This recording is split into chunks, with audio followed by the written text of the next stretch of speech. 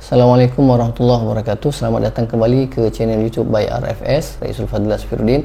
Dalam channel ini saya berkongsi tentang kewangan, bisnes online, gaya hidup sihat dan juga kehidupan.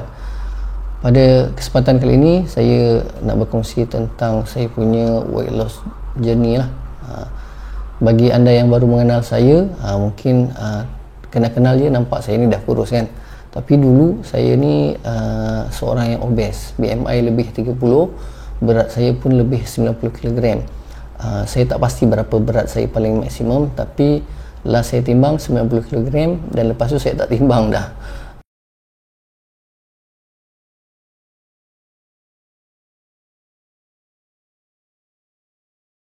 Sebagai orang kata latar belakang macam mana boleh jadi titik perubahan, turning point, saya tergerak hatilah nak ubah keadaan diri daripada seorang yang obes menjadi seorang yang slim dan lebih fit lah. Jadi saya sejak umur 30 tahun saya setiap tahun akan buat medical check up lah, buat saringan kesihatan, ambil darah, ambil urine dekat klinik, lepas tu klinik hantar ke lab, kemudian dapatlah result kita punya kesihatan. So daripada situ kita boleh pantau kesihatan kita dari semasa ke semasa. Untuk makluman, ahli keluarga saya, mak ayah saya ada riwayat kencing manis. Ayah saya meninggal disebabkan masalah sirosis, hepatitis lah. Mak saya juga meninggal sebab komplikasi kesihatan. Tapi sebelum tu beliau pun ada kencing manis sampai kena injek insulin. Maknanya tiap hari injek insulin lah dan kena kawal makan, minum ubat sehingga akhir hayat beliau. Jadi adik-beradik saya pun dah ada yang disahkan kencing manis. Jadi saya kalau tak jaga, saya pun lambat laun akan tergolong daripada orang yang akan terkena sakit-sakit yang kata agak berbahaya ni lah. Okay? Dan dah ada pun kawan-kawan yang umur lebih kurang macam saya tapi ditimpa sakit yang agak menggerunkan lah. Contohnya macam stroke, sakit jantung, dan ada yang dah meninggal pun ada. Jadi saya kahwin umur 2020, berat badan saya lepas tu naik. Masa saya kahwin berat saya 63. Okay, kemudian naik kan, naik turun. Maksudnya saya usaha juga untuk turunkan berat badan, tapi lambat laun dia naik sehinggalah 90 kg pada 2017. Jadi lepas saya ambil result medical check up 2017, saya tengok saya punya uric acid tinggi, saya punya gula darah pun agak tinggi, belum diabetes, tapi dah dekat-dekat border. Uric acid dah kat border, kolesterol tinggi. Jadi saya melihat ini satu orang kata warning lah pada diri saya sendiri. Kalau saya tak berubah, saya pun akan terkena masalah kesihatan yang mengganggu kualiti hidup saya dan juga ahli keluarga di sekitar saya.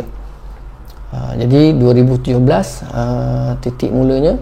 Pada bulan April saya mulakan perubahan dengan mengurangkan pengambilan minuman air manis lah. Minuman manis saya kurangkan. Kalau dulu biasa minum 3 in 1 kan, kopi 3 in 1, itu memang tiap pagi lah. So April 2017 saya mulakan untuk kurangkan pengambilan tu. Seminggu ni saya ambil 1-2 kali sahaja. Biasanya kalau hujung minggu ada kenduri kendara kan, kita pergi ada majlis kesyukuran ke akikah ke tahlil kan, kita pergi tu mungkin makanlah kat situ, cendol ke minum air manis kat situ je lah. Tapi cuba hadkan. So yang pertama, kurangkan pengambilan air manis lah. Makan manis masih makan lagi, tapi kalau minum ni dia lebih, orang kata lebih banyak dia punya kandungan gula dia kan berbanding dengan makanan. Jadi dan biasanya kalau kita nak turunkan berat badan, kita akan jumpa satu istilah caloric deficit. Maksudnya kita kena ambil kalori yang kurang daripada keperluan badan kita. Sebagai contoh, kalau sehari saya perlukan 2000 kalori, saya ambil hanya 1500, tolak 500. So dari 2000 hanya ambil 1500. Untuk makluman, 1 kilogram bersamaan dengan 7700 kalori. Jadi kalau sehari kita berjaya kurangkan 500, maknanya 2 minggu kita berjaya kurangkan 7000 kalori lah, dah hampir 1 kilogram kan. Tapi yalah, kita makan pun kadang-kadang mula-mula ni kita just nak ambil semangat dulu kan. Jadi dalam masa setahun, dari April 2017 sehinggalah April 2018 saya berjaya turunkan berat badan sebanyak 15 kg. Jadi maksudnya dalam satu bulan tu lebih kurang 1.2 kg lah sebulan. Dia sebenarnya ada naik turun, tapi purata dalam masa setahun setiap bulan berkurang sebanyak 1.2 kg. Sepanjang setahun tu saya tak beriadah lah, maksudnya tak ada buat jadual khas untuk bersukan, tak ada. Saya baru mula bersukan ni bila berat dah, orang kata lepas setahun tu kan, cuba lagi beberapa bulan tapi berat dah susah nak turun kan, orang kata plateau kan. Jadi bermula bulan Jun ke Julai saya mula beriadah lah, beriadah dengan masa tu pun berat dah turun sehingga orang kata dah turun banyak 15 kg. Jadi BMI saya pun dah daripada 30 lebih dah jadi 28 BMI. Jadi dah okey lah, nak beriadah, nak berjalan okey, nak berjogging, slow jogging pun okey, nak berlari tu mungkin mengah lah masih sebab kita baru mula kan. Jadi saya mula dengan jogging slow, mungkin hari pertama mungkin try lah sekadar 10-15 minit, lepas tu up lagi jadi 20 minit ke 30 minit kan. Lama-lama kita akan terbiasa. Kadang-kadang kalau hujung minggu kita boleh buat lebih sampai 40 minit ke 60 minit. Kemudian pada bulan September berat saya dah cecah 70 kg, maksudnya dari 90 turun sehingga 70 kg tu dah 20 kg loss. Okey. Bulan September, pada bulan September tu, hujung September tu saya join satu talk kesihatan disampaikan oleh seorang doktor. Jadi doktor ni dia share tentang intermittent fasting lah salah satunya, dan intermittent fasting ni dikaitkan dengan satu mekanisme yang disebut dengan autophagy. Rupanya autophagy ni ada seorang profesor di Jepun buat kajian pasal autophagy ni dan beliau dapat Nobel Prize lah. Jadi daripada sini saya rasa teruja untuk cuba untuk buat intermittent fasting. Okey, bulan September tu berat pun dah 70 kg, dah susah nak turun. Maksudnya kita kan target bila dah 70 kita nak bawah 70 kan. Jadi apa salahnya saya buatlah intermittent fasting ni bermula Oktober 2018. Okey, jadi sekarang saya share lah sikit tentang intermittent fasting ataupun IF. Jadi IF ni adalah kita berpuasa selama yang boleh lah, tapi peringkat awal cubalah dengan 12 jam. Contoh last makan pukul 8 malam ya. So 8 malam kalau kita buat 12 jam maknanya esok lepas pukul 8 pagi baru kita boleh breakfast. Tapi untuk intermittent fasting yang berkesan seeloknya buat 16 jam ke atas lah. Tapi untuk peringkat awal buat 12 jam dulu. So kalau kata last meal pukul 8 malam, next meal pukul 8 pagi mula-mula, lepas tu upkan dia last meal pukul 8, cuba lewatkan breakfast pukul 10 pagi. Lepas tu kalau kata nak tahap yang lebih optimum, tambah sehingga 16 jam lah. Sama ada kita awalkan waktu dinner, katalah dinner pukul 7 ataupun pukul 6, so next meal adalah pukul 10 ataupun pukul 11 ataupun pukul 12. Cuba dapatkan 16 jam.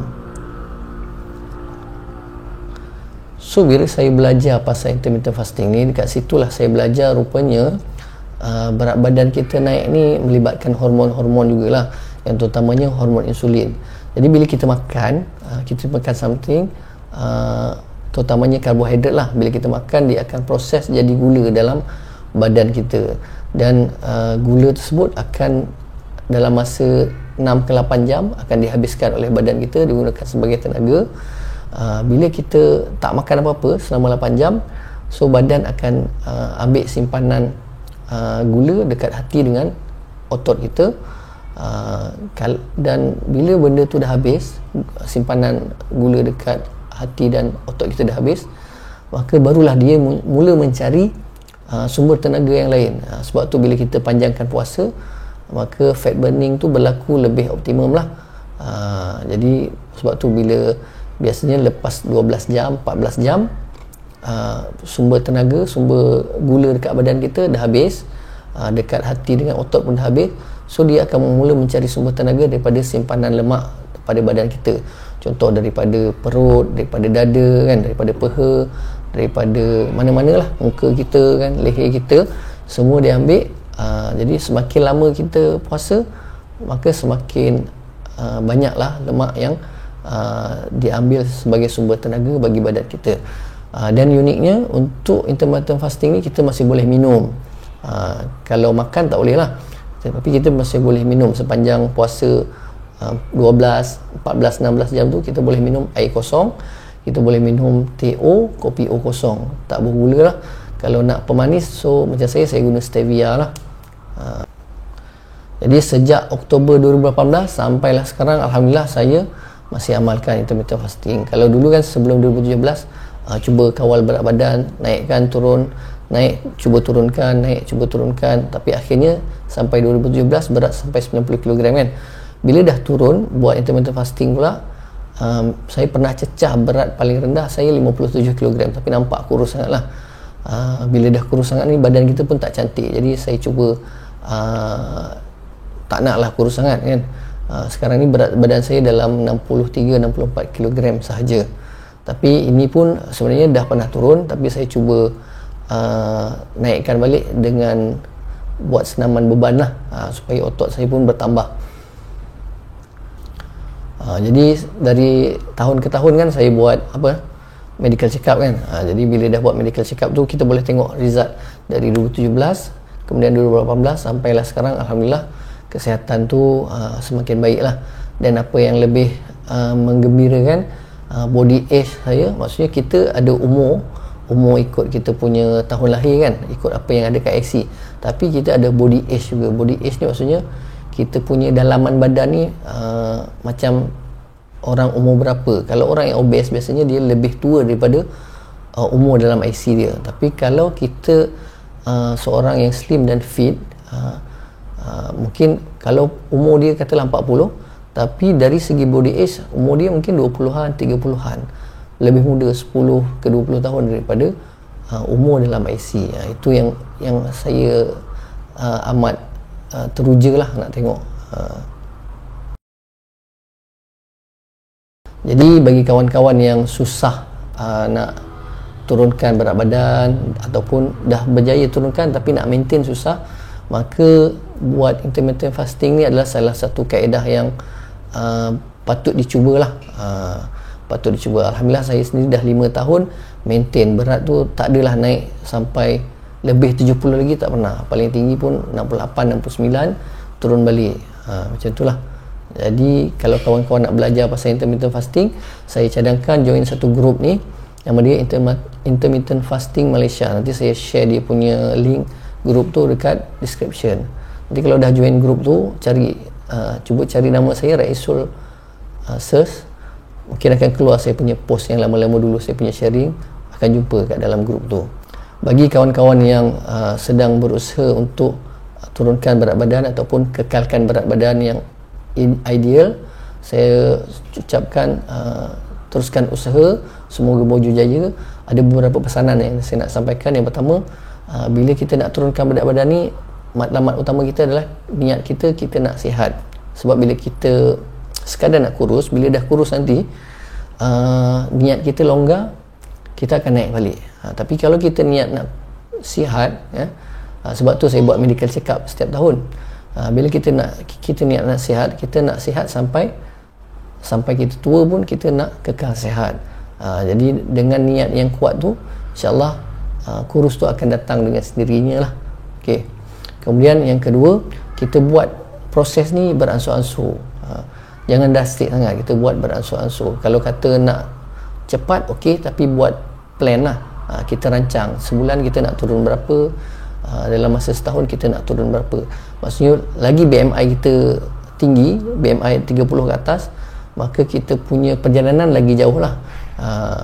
Kalau kita dah sampai BMI overweight 27, 28, yang tu nak turun mungkin akan lebih slow lah. Kalau di BMI dah 25, 26, penurunan pun akan lagi slow. Jadi kita buat proses ni bertahap dan beransur-ansur mengikut kesesuaian dan keperluan badan kita lah. Okay. Kemudian yang ketiga, apa-apa pun cubalah kurangkan ataupun elakkan terus pengambilan air manis. Kalau nak manis, saya cadangkan tukar gula tu dengan stevia, insyaAllah akan membantulah. Dan riadah pun okey, riadah ni kalau nak kata menentukan, tak sangat, tapi ia membantu. Macam saya, kalau saya dah beriadah, kalau saya dah bersukan, dah berjalan, maka saya akan rasa untuk makan tu, untuk tak jaga makan tu sayang lah. Sebab saya dah penat-penat beriadah, lepas tu saya tak jaga makan, jadi saya rasa macam sia-sia saya punya riadah. Jadi bila kita bersukan, kita punya keinginan untuk jaga makan tu lebih lagi. Itu bagi saya lah. Jadi tapi yang paling utama adalah jaga pemakanan lah. Okey, itu sahaja daripada saya. Terima kasih tengok video ini sampai habis. Jumpa lagi dalam video seterusnya. Assalamualaikum warahmatullahi wabarakatuh.